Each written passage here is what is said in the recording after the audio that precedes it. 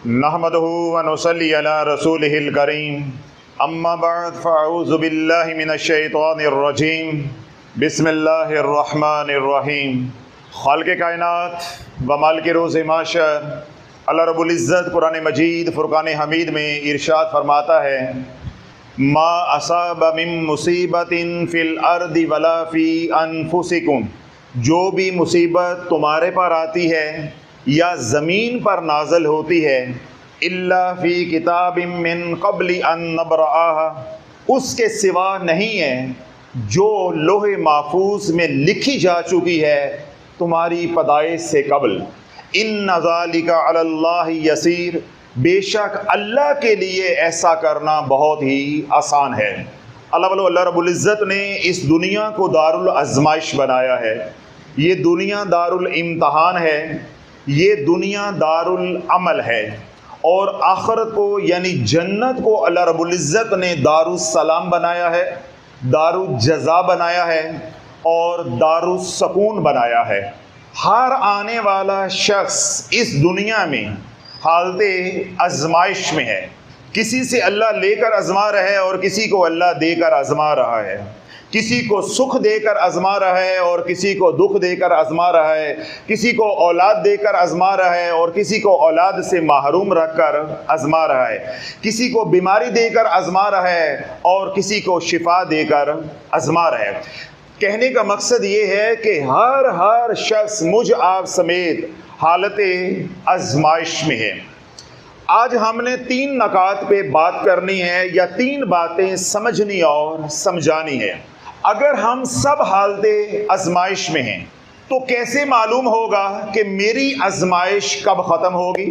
ये पहली बात है या पहला नुक्ता है जो हमने समझना है। और 2 बातें मज़ीद जो समझनी और समझानी हैं या 2 नकात जो मज़ीद समझने और समझाने हैं वो ये हैं कि जो दीनदार तबका है वो दीन से बदजन होता जा रहा है, अल्लाह की रहमत से मायूस होता जा रहा है। उसके जहन में ये सवाल उभरता है कि क्या आजमाइशें नेक लोगों पर आती हैं? क्या नेक लोगों पर भी जादू चलता है? ये दूसरा नुक्ता है या दूसरी बात है जो हमने आज इंशाअल्लाह समझनी है। तीसरी और आखिरी बात जो हमने समझनी है वो ये है कि जो रब से दूर हैं, हुज़ूर अलैहिस्सलातु वस्सलाम की सुन्नतों से दूर हैं, अल्लाह उसके रसूल अलैहिस्सलातु वस्सलाम के नाफरमान हैं, उनकी ज़िंदगी इतनी सुखी क्यों है? ये 3 बातें हैं या 3 नकात हैं जो हमने समझने की कोशिश करनी है। तो पहला नुक्ता क्या है कि हम सब हालते आजमाइश में हैं। तो अल्लाह बोलो, अगर मैं आप आजमाइश में आ जाते हैं, गर्दिशे अय्याम में गिर जाते हैं, तब तक हमारी आजमाइश ख़त्म नहीं होगी जब तक हमारे पे 3 तरह का फजल नहीं हो जाता, 3 तरह का करम नहीं हो जाता या 3 तरह की अलामात का ज़हूर नहीं हो जाता। जहां मर्जी भागो, शाफी ने क़यामत तक का वक्त दिया हुआ है। अग्गे शाह के पास जाओ, करंट शाह के पास जाओ, सोलर शाह के पास जाओ, बल्कि पैनल शाह आया हुआ है, मेरे बाद उसे मिल लो। जिसके पास मर्जी जाओ, दबाने वाला, लटकाने वाला, खिलाने वाला, जलाने वाला, जो नीला पीला चिट्टा करना है कर लो। अगर तुम आजमाइश से निकल जाओ तो जो सजा दो शाफी लेने को तैयार है। जब तक 3 अलामात का ज़हूर नहीं हो जाता या जब तक मुझ आपके ऊपर या जो हालत आजमाइश में है उसके ऊपर 3 तरह का फजल नहीं हो जाता। अल्लाह बोलो, जब रब किसी को आजमाइश से निकालने का इरादा कर लेता है यानी दिन फेरने का इरादा कर लेता है तो क्या होता है? उसकी पहली अलामत जो जाहिर होती है वो ये है कि हालात उसी के उसी तरह हैं। कारोबार के मसाइल हैं, बीमारी के मसाइल हैं, बच्चों के मसाइल हैं, घर में लड़ाई झगड़े के मसाइल हैं, जादू टूने के मसाइल हैं, वगैरह वगैरह। मसाइल सारे के सारे उसी तरह हैं, मगर अल्लाह तमानियत अता फरमा देता है, अल्लाह दिल को सुकून अता फरमा देता है। जब तक आपको ये नेमत नहीं मिलती, ये फजल आप पर नहीं होता, आपकी बिगड़ी बनने वाली नहीं है। मैंने क्या कहा एक है तमानियत का यूं होना कि बाहर सुकून है अंदर भी सुकून है, नहीं, आप हालत आजमाइश में हो, तकलीफ में हो, बाहर तकलीफ मौजूद है लेकिन अंदर अजीब सुकून है, अंदर अजीब सुकून है। और अगर आप हालत आजमाइश में हो तो अल्लाह रब्बुल इज्जत ने आपको तमानियत अता फरमा दी है, कल्बी सुकून अता फरमा दिया है। तो अल्लाह बोलो इत्मीनान रखो कि आज नहीं तो कल अल्लाह तुम्हारे हालात नहीं, अल्लाह तुम्हारे मुकद्दरों को बदल देगा। और इसके बरक्स बाहर हालात अच्छे भी हैं मगर अंदर सुकून नहीं है। आज नहीं तो कल तुम रब की पकड़ में आने वाले हो, तुम रब की पकड़ में आने वाले हो। बाहर हालात कामयाबी के हैं, पुरसुकून हैं, मगर तुम्हारे अंदर टिक टिक हो रही है, दक दक हो रही है, अंदर बेकरारी है। तो शाफी की बात याद रख लो कि आज नहीं तो कल तुम रब की पकड़ में आने वाले हो। अब इसकी जो ज़ेली निशानी होती है वो क्या होती है कि जब रब सुकून की नेमत से माला माल करने लगता है, इधर से आजमाइश आई, उधर रब ने आमाल वाली जिंदगी अता कर दी।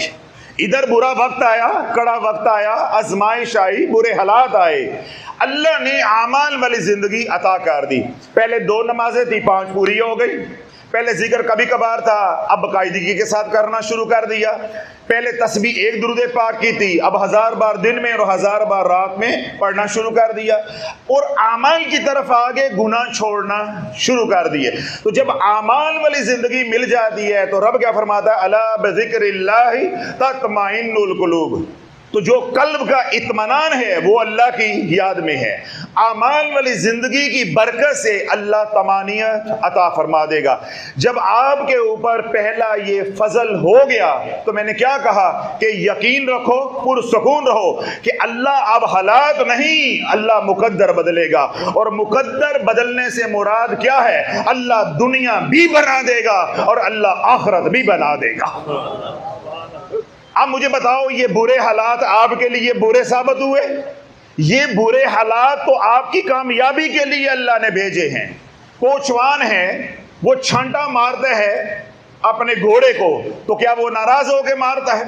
इसी तरह दौड़ के अंदर घोड़ा जीत रहा है, जो ऊपर घुड़सवार बैठा है वो उसको टो देता है। तो टो इसलिए देता है, वो उसे कामयाब करवाना चाहता है, उसे जितवाना चाहता है। तो रब ने तुझ पे आजमाइशें इसलिए भेजी हैं कि अल्लाह तुझे कामयाब करवाना चाहता है, अल्लाह तुझे नाकाम नहीं देखना चाहता।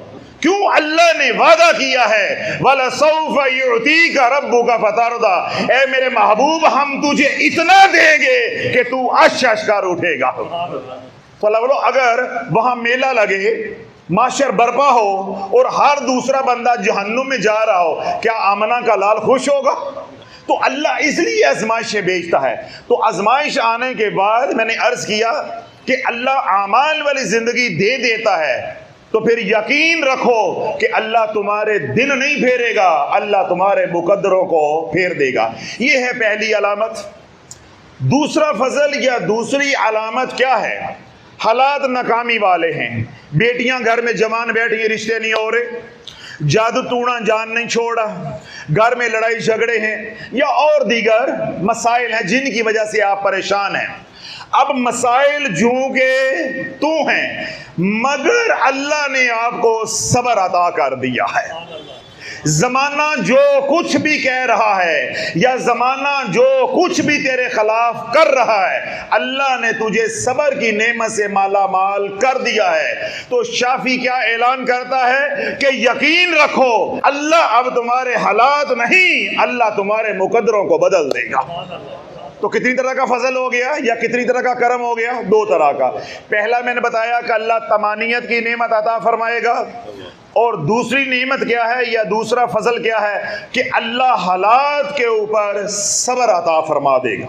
हालात क्या है? वैसे के वैसे ही हैं, बुरे के बुरे ही हैं, आप मुश्किल में हैं, लेकिन आपको अल्लाह के फैसलों पे सब्र आ गया, सब्र आ गया।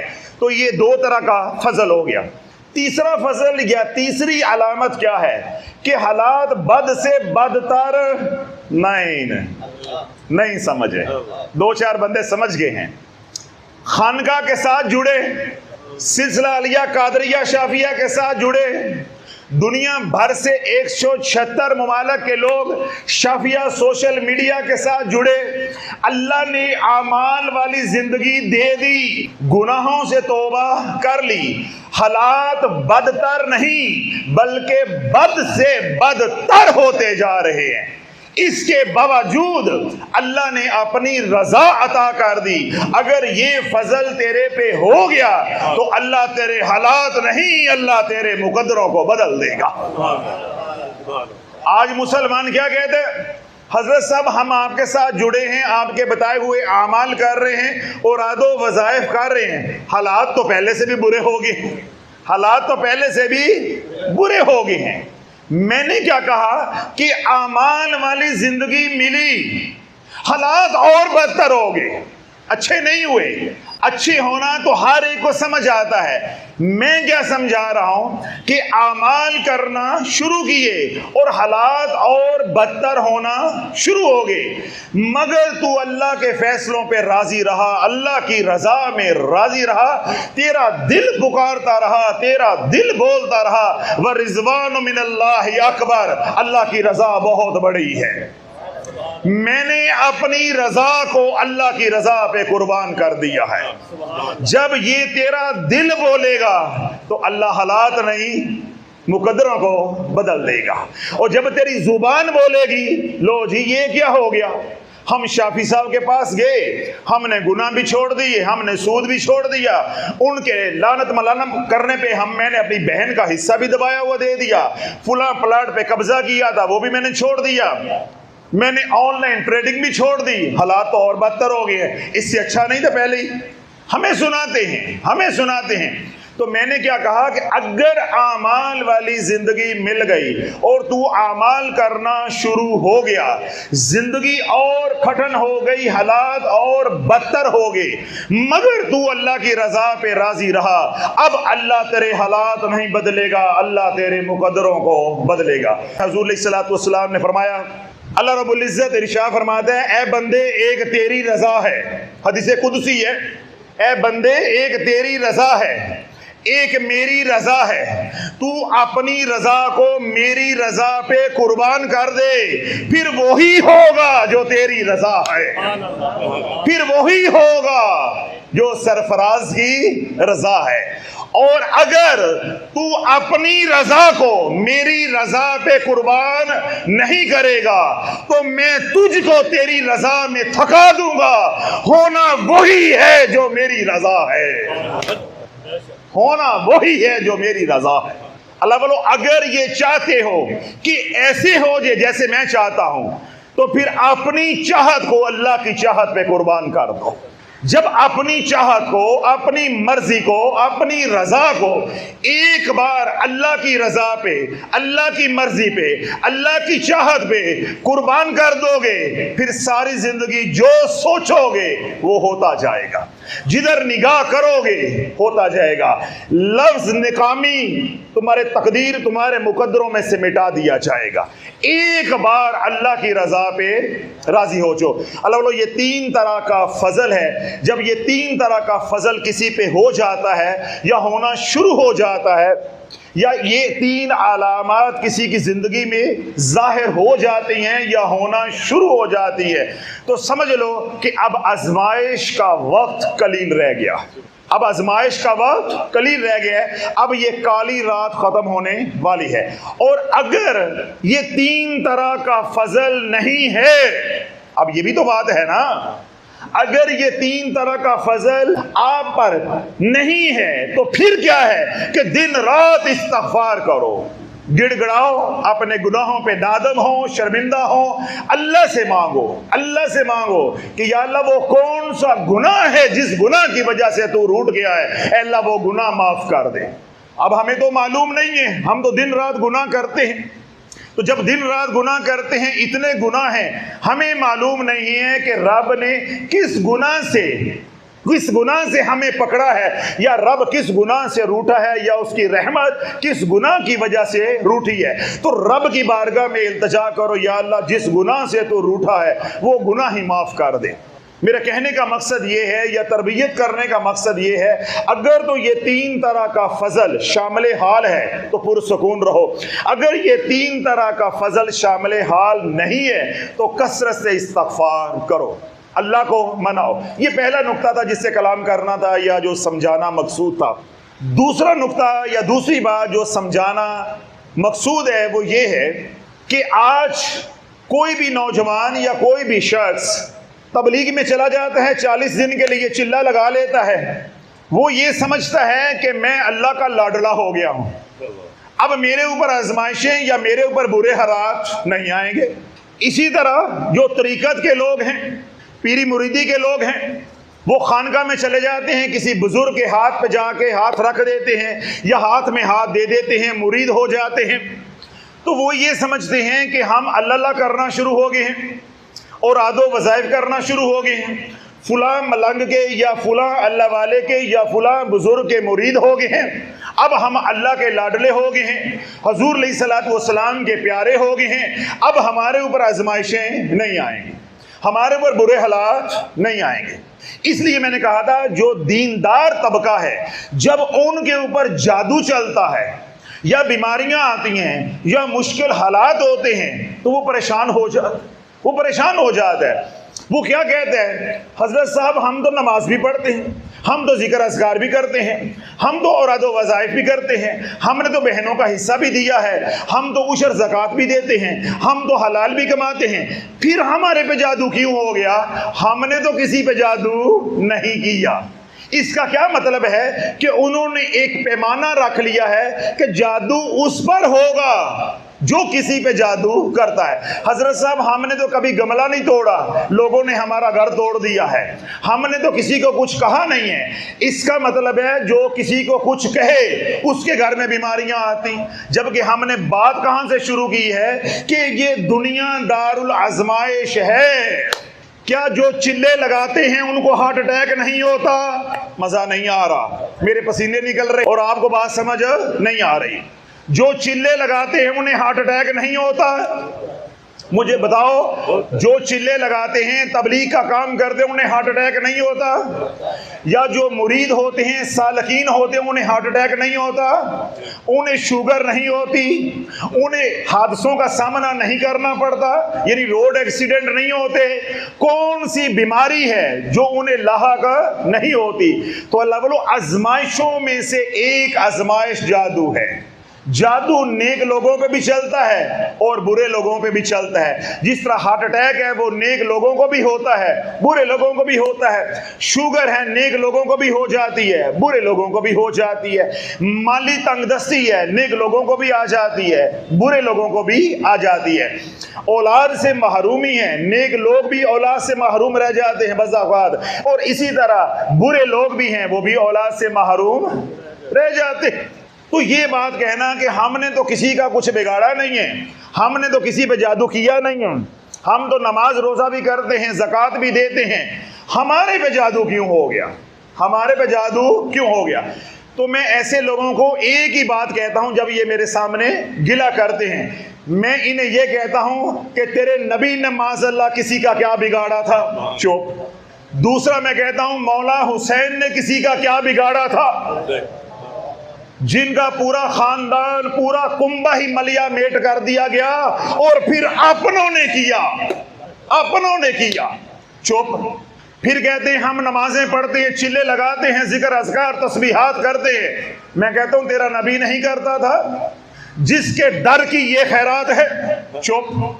हमने तो किसी पे जादू नहीं किया हजरत साहब। मैं क्या कहता हूं, तेरे नबी ने माज़अल्लाह किस पे किया था? चुप।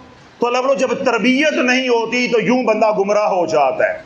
जब कोई रोकने टोकने वाला नहीं होगा, समझाने वाला नहीं होगा, तो इंसान बदजन हो जाता है और धीरे धीरे फिर गुमराह हो जाता है, दीन से दूर हो जाता है। मैंने क्या कहा कि आज नेक लोग, सालहीन जो हैं, नेक साले लोग, वो बदजन होते जा रहे हैं। क्यों? आजमाइश ख़त्म नहीं हो रही। परेशानियां खत्म नहीं हो रही, वो अंदर से बिखरते जा रहे हैं, टूटते जा रहे हैं। फिर वो इस तरह का इजहार करते हैं, इस तरह का फिक्रे बोलते हैं, हम तो नमाज रोज़ा भी करते हैं, ज़कात भी देते हैं, उशर भी देते हैं, हमने तो किसी के ऊपर जादू नहीं किया, हमारे ऊपर क्यों चल गया। फिर तीसरी बात जो हमने आज समझनी है वो ये करते हैं, हजरत साहब परेशानियों ने हमारा घर देख लिया है, वो हमारा शरीका है, हमारा फुला है, फुला है, फुला है, वो ये करते हैं, वो ये करते हैं, वो ये करते हैं, उन्हें कुछ भी नहीं होता। अल्लाह वालों, कभी तन्हाई में सोचो, अल्लाह ना करे तुम्हारे माँ बाप तुम्हें घर से निकाल दे, फिर तुम जो भी करते रहो माँ बाप को परवाह नहीं है। जिसके माँ बाप ने आग कर दिया है, वो बाहर जिना करे या तहज्जुद पढ़े या तबलीग करे, माँ बाप को क्या परवाह है। तो जिसको रब ने अपनी बारगाह रहमत से निकाल दिया है, वो जो भी करता रहे या उसे जो भी मिलता रहे, रब को परवाह नहीं है। दूसरा लेवल ये है कि जो नाच गाना कर रहे हैं, लुचे लफंगे हैं, अल्लाह उसके रसूल के नाफरमान हैं, आखिरत तो उनकी हो गई है बर्बाद। तुम ये चाहते हो अल्लाह दुनिया भी बर्बाद कर दे, तो फिर उसको आदिल कह के कौन पुकारेगा, फिर उसको आदिल कह के कौन पुकारेगा। फिर आजमाइश कैसे होगी। अगर अल्लाह उनकी दुनिया तंग कर दे, वो तो लौट आएंगे, वो तो लौट आएंगे। अब अगर अल्लाह ना करे किसी पे आजमाइश आती है, अगले ही लम्हे वो नाफरमानी करता है, आजमाइश आती है, अगले ही लम्हे उसका बेटा मर जाता है, उसे फौरन पता चल लेगा मैं इस वजह से पकड़ा गया हूं। इसी तरह को घर में और नुकसान हो जाता है, कारोबार का नुकसान हो जाता है, कोई हादसा हो जाता है, उसे फौरन मालूम हो जाएगा कि मुझे फुला गुनाह की सजा मिली है। तो अल्लाह फिर आजमाइश कैसे हो। तो अल्लाह जो नाफरमान होते हैं उनकी रस्सी को ढीला कर देता है। इसलिए ये मत सोचा करें कि फुला सियासतदान है, फुला नाच गाने करने वाली है, या फुला हमारा हमसाया है, या फुला शरीका है, वो तो इतने सुखी हैं, हम तो अल्लाह अल्लाह भी करते हैं, हम दुखी हैं। अल्लाह तुम्हारी दुनिया लेकर आखिरत बना रहा है, अल्लाह तुम्हारी कलील दुनिया लेके आखिरत बना रहा है, तुम्हें मालूम ही नहीं है। जिन 3 नकात पे हम बात कर रहे थे, वो 3 नकात मैंने खोलने की कोशिश की है, वो आपको अजबर हो गए हैं कि आज के बाद हमने मायूस नहीं होना और ये बात नहीं सोचनी कि मैं दीन की तरफ आ गया हूँ या अमाल वाली ज़िंदगी अल्लाह ने मुझे अता कर दी है, मैं दुखी हूँ, जो अमाल वाली ज़िंदगी से महरूम है वो सुखी क्यों है, या मुझ पर जादू क्यों चल गया है, फुलान पर जादू क्यों नहीं चला। 2 बातें मैंने ये समझाई हैं, और इससे पहले मैंने ये बात समझाने की आप हजरात को कोशिश की है कि जब अल्लाह आजमाइश से निकालेगा तो निकालने से पहले पे दर पे अल्लाह 3 तरह का फजल करेगा। अल्लाह तमानियत अता फरमाएगा, अल्लाह हालात के ऊपर सब्र अता फरमाएगा, और आपको हिम्मत और हौसला देगा कि आप अपनी चाहत को अल्लाह की चाहत पे कुर्बान कर सको। अब तक ये सारी बात समझ आ गई। सिर्फ एक रवायत, एक हकायत मैं बयान करता हूँ, सारी कहानी खुलकर आपके सामने आ जाएगी कि जब अल्लाह के साथ ताल्लुक़ जोड़ा जाता है तो अल्लाह कैसे आजमाता है और कैसे बजा कर देखता है। मुख्तसर सी रवायत है, मुख्तसर सी हकायत है, ये आपने दिल के कानों से सुननी है। हज़रत मालिक बिन दिनार रहमतुल्लाह अलैह ज़ाहरी हयात मुबारका में तशरीफ़ फरमा है, यानी मौजूद है। आपके ज़माने में 2 भाई थे, मजूसी इब्ने मजूसी, यानी बाप दादा भी आग की पूजा करने वाले, आगे वो 2 नौजवान भी आग की पूजा करने वाले। एक की उम्र है 30 साल और दूसरे की उम्र है 35 साल। अब एक ने 30 साल आग की पूजा की है खान साहब, और दूसरे ने 35 साल आग की पूजा की है। आज रब ने हदायत देने का फैसला कर लिया है। अल्लाह यज्तबी इलैहि मन यशाउ व यहदी इलैहि मन युनीब। जब मेरा रब हदायत देने का फैसला कर लेता है, आज अल्लाह ने आजमाइश भेज दी है कि दूध का दूध और पानी का पानी हो जाए, हक और बातल में तफरीक हो जाए। छोटे भाई के दिल में अल्लाह ने बात डाली कि 30 साल से, छोटा भाई 30 साल से और बड़ा भाई 35 साल से, छोटे भाई के दिल में अल्लाह ने बात डाली कि 30 साल से जिसको तू अपना माबूद समझ रहा है, जरा आजमा के तो देख कि आग वाकई माबूद बरहक है कि नहीं। अब छोटे भाई ने अपने इस ख्याल को अपने बड़े भाई के सामने रखा कि भाई हम 30-35 साल से आग की पूजा कर रहे हैं, इबादत कर रहे हैं, हम आजमा कर तो देखें क्या ये माबूद बरहक है कि नहीं। बड़े भाई ने कहा हाँ जरूर आजमाओ, जरूर आजमाओ, हमारे आबाओ अजदाद भी आग की पूजा करते आ रहे हैं, अगर ये माबूद बरहक ना होती तो वो क्यों पूजा करते आ रहे हैं। अब क्या हुआ कि आग जलाई गई। जब आग भरपूर जल गई तो छोटे भाई ने बड़े भाई को कहा कि अपना हाथ आग में रखो। अब कौन रखे, अब कौन रखे, जब तक मेरा रब ना चाहे। वमा तशाऊन इल्ला अन यशा अल्लाहु रब्बुल आलमीन। बंदे के चाहने से, छोटे भाई के चाहने से क्या हो जाता है अगर रब ही ना चाहे। अब छोटा भाई क्या कह रहे हैं बड़े भाई को कि आप बड़े हैं, आग में हाथ रखो। उसने कहा मैं नहीं रखता, आप रखो। छोटे भाई ने आग में हाथ रखा, आग ने जला दिया, हस्बे मामूल जला दिया। जब आग ने जला दिया तो उसने लानत डाली आग पे, कहा कि मैंने 30 साल तुझे राजी किया है, 30 साल मैंने तेरी इबादत की है, तेरी पूजा की है, ऐ जालिम तूने मुझे ही नुकसान पहुंचा दिया है, तू माबूद बरहक नहीं है, मैंने तुझे छोड़ दिया, मैंने तुझे छोड़ दिया है।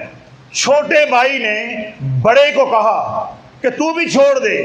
बड़े ने कहा छोड़ तो दूं मगर दुनिया चली जाएगी, छोड़ तो दूं मगर दुनिया चली जाएगी। चाचा की कहेगा, मामा की कहेगा, फुलाना की कहेगा, माशरा क्या कहेगा कि इनके अबाओ अजदाद मजूसी थे, अब आगे ये मुसलमान हो गए, दुनिया क्या कहेगी। अब वो हो गया दुनियादार और हो गया कामयाब, दुनिया की नजर में हो गया कामयाब। क्यों, जितनी अल्लाह ने दुनिया दी है वो भी रही, अल्लाह ने और बढ़ा दी, अल्लाह ने और बढ़ा दी।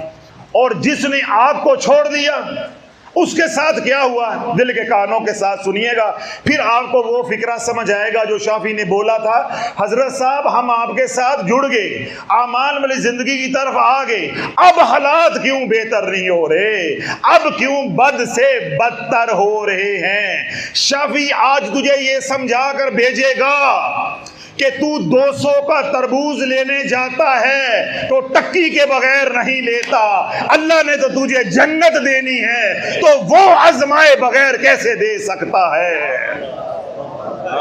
तूने 200 रुपए किलो खरबूजा लेना होता है, तू नाक के साथ मार मार के नाक को लहूलुहान कर देता है कि ये मीठा है या फीका है, अल्लाह ने तो तुझे जन्नत का वारिस बनाना है, वो तुझे आजमाए बगैर जन्नत तेरे नाम कैसे कर देगा या तेरी आखिरत कैसे बना देगा। अब बड़े भाई के हालात जैसे हैं वैसे रहे, बल्कि अल्लाह ने और अच्छे कर दिए, दुनिया की और फरावानी कर दी। छोटा भाई दिन चढ़ा, अपने अहलो अयाल को साथ लिया, यानी अपने बच्चों को साथ लिया, मालिक बिन दिनार रहमतुल्लाह अलैह के दर पे पहुंचा। महफिल सजी हुई है, मालिक बिन दिनार रहमतुल्लाह अलैह मसरूफ है, यानी वाज़ो नसीहत हो रही है। जब महफिल एहतताम पजीर हुई तो मालिक बिन दिनार रहमतुल्लाह अलैह ने, वली कामिल ने उस मजूसी को बुलाया कि आप आओ। मालिक बिन दिनार रहमतुल्लाह अलैह ने अब उस मजूसी से क्या पूछा कि कैसे आए हो, तो उसने सारी रुदात सुना दी जो मैंने अभी आपको सुनाई है कि मैं 30 साल और मेरा बड़ा भाई 35 साल आग की पूजा करते रहे। फिर अल्लाह ने दिल में ख्याल डाला कि जिसको पूजते हो उसको आजमा कर तो देखो। जब हमने आजमाया तो उसने हमें ही जला दिया, तो हमें यकीन हो गया कि आग माबूदे बरहक नहीं है। मैं आपके दरबार में हाजिर हुआ हूं कि मैं कलमा पढ़ के मुसलमान होना चाहता हूं। तो शेख ने दावत हक पेश की, दावत ईमान पेश की, वो कलमा पढ़ के पूरी फैमिली के साथ, अहलो अयाल के साथ दायरा इस्लाम में दाखिल हो गए।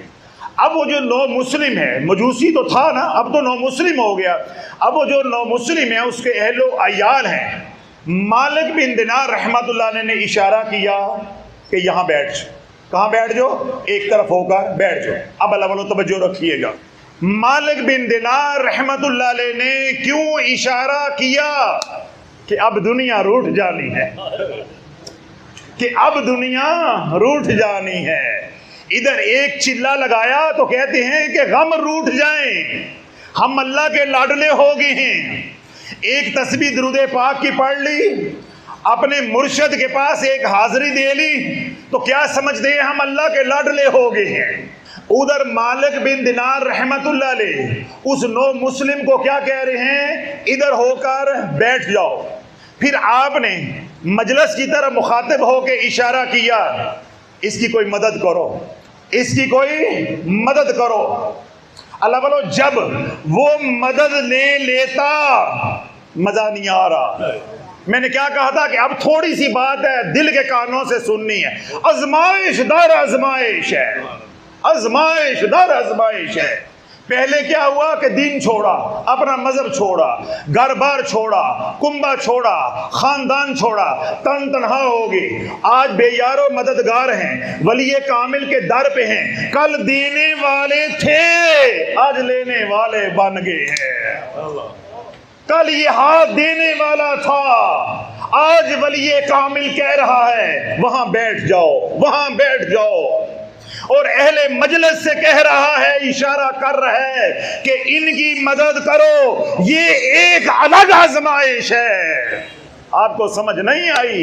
ये अलग आजमाइश है। जब तूने अपना हाथ दुनिया वालों के सामने फैला दिया, अब आजमाइश खत्म होने वाली नहीं है, ये नहीं खत्म होती।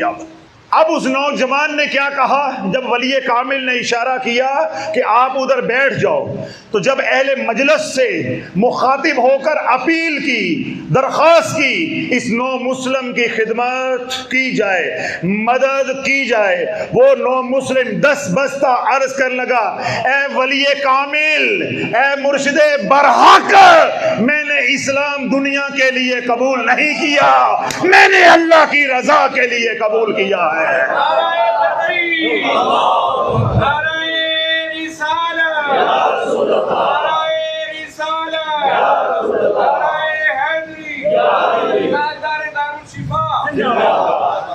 मैंने इस्लाम दुनिया के लिए कबूल नहीं किया, मैंने इस्लाम महज अल्लाह की रजा के लिए कबूल किया है और आमना के लाल की मुस्कुराहट के लिए कबूल किया है, दुनिया के लिए कबूल नहीं किया।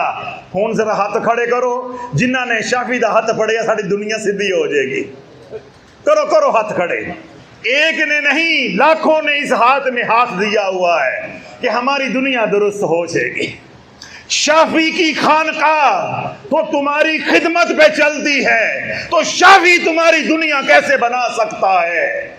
ये पीर खाने तुम्हारे टुकड़ों पे चलते हैं, बुजुर्गों के खानवादे ये जो अयाशियां करते हैं, ये तुम्हारी नजरो नियाज की मोहताज है, वो तो तुम्हारी दुनिया के मोहताज हैं। तुम्हारी दुनिया कैसे बना सकते हैं? वो तुम्हारी दुनिया कैसे बना सकते हैं? क्या ये खानका का निजाम आपकी खिदमत की वजह से नहीं चल रहा? हम तो खुद तुमसे दुनिया लेते हैं, तो तुम्हारी दुनिया कैसे बनाएंगे? हाँ, जब तुम अल्लाह के लिए आओगे, फिर दुनिया भी बना देंगे, फिर आखिरत भी बना देंगे। हमें छुपाना भी आता है, हमें दिखाना भी आता है। जब दुनिया के लिए आओगे, फिर दुनिया दिखाएंगे, फिर तुम्हें कहेंगे कि हमारा लंगर तो खुद तुम्हारे पैसों से पकता है, तुम्हें क्या दे सकते हैं? हमारा जो बिजली का बिल है या दीगर अखराजात हैं, तुम्हारे चंदे से चलते हैं, पूरे होते हैं, तुम्हें क्या दे सकते हैं? हाँ, जब अल्लाह के लिए आओगे तो अल्लाह निस्बत के सदके, निस्बत के तोफैल दुनिया भी बना देगा और आखिरत भी बना देगा। सुनो, दिल के कानों के साथ ये बंद कर लो।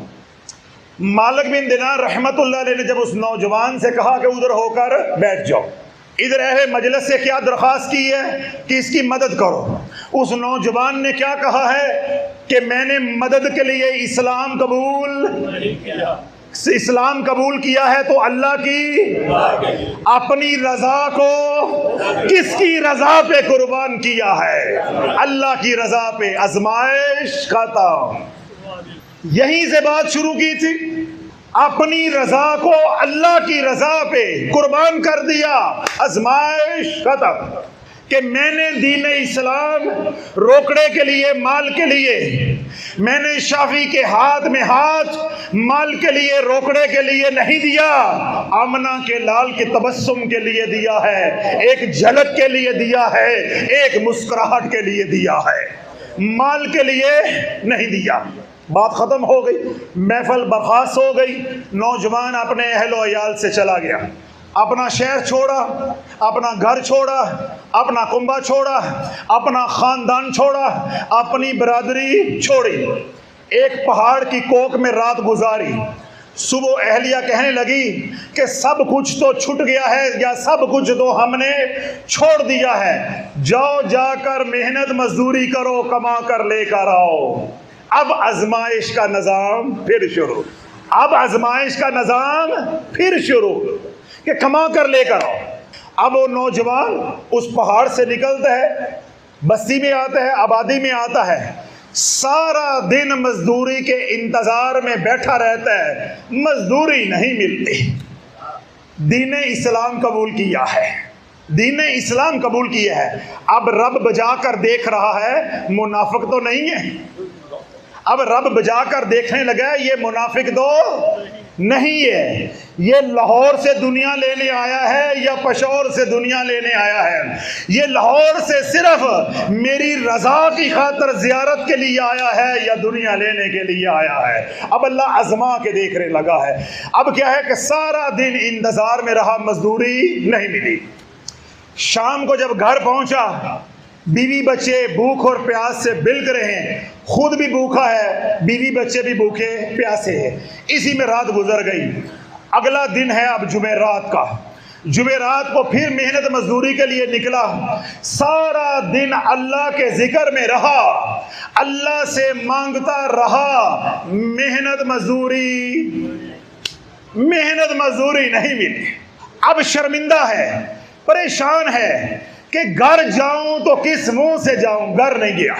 रात हुई, रात एक मस्जिद में गुजार दी, खुद मस्जिद में तड़प रहा है और बच्चे घर में भूखे प्यासे हैं। वो घर में पहाड़ की कोख में तन तनहा तड़प रहे हैं। ये है ईमान की कुर्बानी, ये है ईमान की आजमाइश।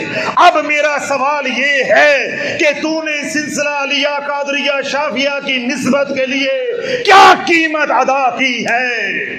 तूने कहा मैंने मुरीद होना है और मैंने मुरीद कर लिया, तूने क्या कीमत अदा की है? तुम्हें क्या मालूम शाफी होना क्या है? तुम्हें क्या मालूम? तुम्हें क्या मालूम कि मुसलमान होना क्या है, दायरा इस्लाम में दाखिल होना क्या है, या ईमान की कीमत क्या है? अब बीवी बच्चे कहाँ तड़प रहे हैं? पहाड़ की कोख में, और खुद कहाँ है? मस्जिद में। अगला दिन कौन सा शुरू हो जाएगा? जुमातुल मुबारक। जुमातुल मुबारक का दिन शुरू हुआ, जिक्र अस्कार में है, रो रहा है, अल्लाह से मांग रहा है, अल्लाह से मांग रहा है। जुमे की नमाज हुई, दो फर्ज अदा किए। दो फर्ज अदा करने के बाद हाथ उठाए, या अल्लाह दीन इस्लाम के तोफैल और आज के मुबारक दिन के तोफैल मुझे रिज़्क़ की परेशानी से, गम से आज़ाद फरमा दे, मुझे दुनिया के गम से आज़ाद, रोटी टुकर के गम से आज़ाद फरमा। अल्लाह ने अर्शों से आवाज दी, लब्बैक या अब्दी लब्बैक, ए बंदे मैं हाजिर हूं, मैं हाजिर हूं। दुआ कौन सी की है? कि मुझे रोटी टुकर के गम से आजाद फरमा दे। अल्लाह ने दुआ कबूल कर ली। अब दुआ कबूल हुई है, उधर क्या है? मस्जिद में अल्लाह हो रही है, जिक्र अस्कार हो रहा है। घर के दरवाजे पे दस्तक होती है, तवज्जो रखिएगा, 2-3 फिक्रे रह गई है बस। घर के दरवाजे पे दस्तक होती है, एक हसीनो जमील नौजवान है, थाल पकड़ा हुआ है, ऊपर रुमाल है, दस्तक होती है, खातूने खाना दरवाजा खोलती है, वो नौजवान कहता है कि ये हदिया है। खातूने खाना पूछती है किधर से आया है? उधर ही से आया है जो मस्जिद में बैठा हुआ है, उधर ही से आया है जो मस्जिद में बैठा हुआ है, और उसको उसने भेजा है जिससे उसने मांगा है, जिससे उसने मांगा है। शाफी अल्लाह से मांगना सिखाता है, कब्रों से मांगना नहीं सिखाता, पीरों से मांगना नहीं सिखाता, अल्लाह से मांगा है। उधर ही से आया है जो मस्जिद में बैठा है, और उसको उसने भेजा है जिससे उसने मांगा है। अब खाना है और एक थैली है, और थैली के अंदर 1000 दिनार हैं, 1000 दिनार है। इधर खाना है। अब वो नौजवान कहाँ है? याद है कुछ? मस्जिद में। मस्जिद में जोहर हो गई, यानी जुमा पढ़ लिया, असर हो गई, मगरब हो गई। अब नदामत है, शर्मिंदगी है, या अल्लाह कार जामा ते केड़े मुंह ना जामा, किस तरह मैं अपने बच्चों को बिलकता हुआ देखूंगा, बीवी को क्या मुंह दिखाऊंगा कि आज 3 दिन हो गए हैं इस्लाम कबूल किए हुए, ये हमें इस्लाम ने दिया है कि हम भूखे प्यासे मर रहे हैं। ऐ अल्लाह कहीं वो फिर ना जाए, ऐ अल्लाह कहीं वो फिर ना जाए, दोबारा मजूसी ना हो जाए, वो फिर ना जाए। दिल में ख्याल आया ये जो थैला है ये मैं मट्टी से भर लेता हूँ, तो रात के आखिरी पहर घर में दाखिल होऊंगा, बच्चे बिलक बिलक के सो चुके होंगे, तो बीवी जब पूछेगी तो शर्मिंदगी नहीं होगी, मैं कहूँगा कमा कर लेकर आया हूँ, ये थैले में आटा है, ये थैले में आटा है। और थैले में क्या है? मट्टी है। जब वो मट्टी का भरा हुआ थैला वो गट्टू घर लेकर गया, तो घर में जब दाखिल हुआ तो क्या देखता है? रौनकें लगी है, बच्चे मौज मस्ती कर रहे हैं, घर में खाना है, घर में माल है, दिनार है। पूछा ये सब कहां से आया? बीवी कहने लगी तुसी आप ही ते भेजिया है, तुसी आप ही ते भेजिया है। जो देने आया था उसने ये कहा, जब मैंने पूछा कि कहां से आया है तो उसने क्या कहा था? जो मस्जिद में बैठा है, मस्जिद में बैठा। अब वो नौजवान समझ गया कि हाजा मिन फजल रब्बी, ये अल्लाह का फजल हो गया है, हाजा मिन फजल रब्बी, अल्लाह का फजल हो गया है। दिनार लिए बाजार में गए, सराफे के पास। किसके पास गए? सराफे के पास। सराफे को कहा कि ये लेते हो, ये ले लो, और हमें ज़रूरत की चीज़ें जो चाहिए वो हमें खरीदनी है, हमें दूसरे जो दिनार हैं जो इस दुनिया में चलते हैं वो दे दो, क्योंकि वो जो दिनार थे वो इस दुनिया में चलने वाले दिनार नहीं थे, यानी सिक्का राइजुल वक्त नहीं था। सराफा ने जब वो देखा कि है तो दिनार मगर ये सिक्का राइजुल वक्त नहीं है, और जो इनके ऊपर नकूश है वो इतने नफीस हैं कि इस दुनिया में मुमकिन ही नहीं है कि कोई बशर ये बना सके। उसने मियाँ बीवी से पूछा कितों मिले थे, ये कहाँ से माल आया है? उन्होंने सारी कारगुजारी सुना दी जो मैंने आपको सुनाई, सारी कहानी सुना दी, मुद्दा बयान कर दिया। सुनार कहने लगा, सराफा कहने लगा, दिनार के बदले दिनार या दिनार के बदले माल तो बाद में दूंगा, जिस ईमान की बदौलत ये सब कुछ मिला है उस ईमान की खैरात मैं भी चाहता हूँ, उस ईमान की खैरात पहले मैं भी चाहता हूँ। अब अल सराफा भी कलमा पढ़ के मुसलमान हो गया। अंदर गया, वहां से एक थैली उठा कर लेकर आया, उसमें 1000 दिनार थे, सिक्का राइजुल वक्त। उसने हदिया कर दिया कि ये दिनार जन्नत से आए हैं, इनको संभाल कर रखो, ये 1 दिनार 2 दिनार के बराबर है वजन में, इनको संभाल कर रखो, ये निशानी है, ये तबरुक है, और ज़रूरियात के लिए मेरा हदिया इस्तेमाल करो, मेरा हदिया इस्तेमाल करो। अल्लाह वालों, अल्लाह ने दुनिया बनाई है कि नहीं?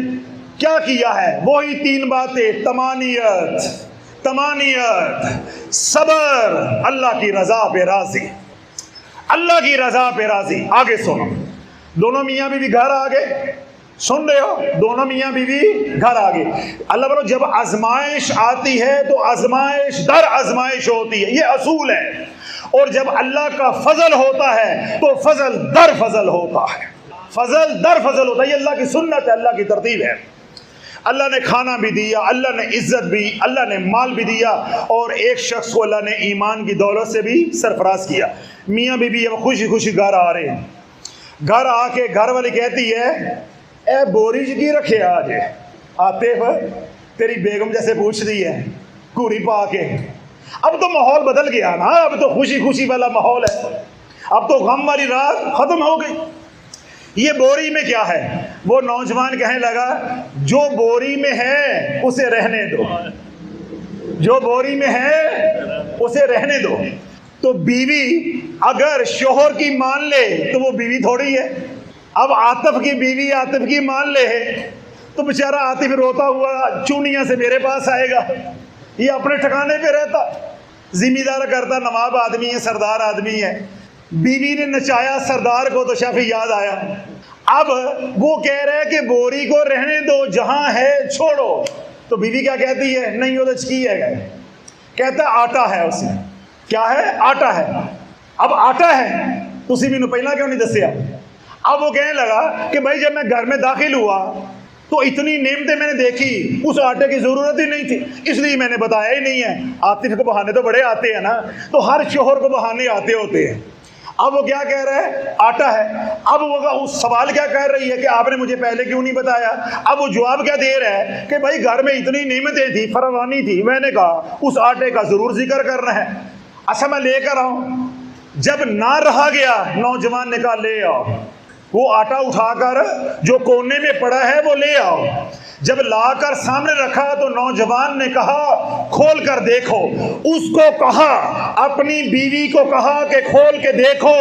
उधर रब की बारगाह में अर्ज कर रहा है, अल्लाह मैंने तेरे से इल्तजा की थी कि ईमान के तुफैल और जुमातुल मुबारक के तुफैल मुझे तू दुनिया के गम से आज़ाद कर दे, मुझे दुनिया के गम से आज़ाद कर दे। अब वक्त आ गया है मेरे इम्तिहान का, अब जमाना देखना चाहता है कि मेरी दुआ कबूल हुई है कि नहीं। जब बीवी ने थैला खोला तो मट्टी आटा बन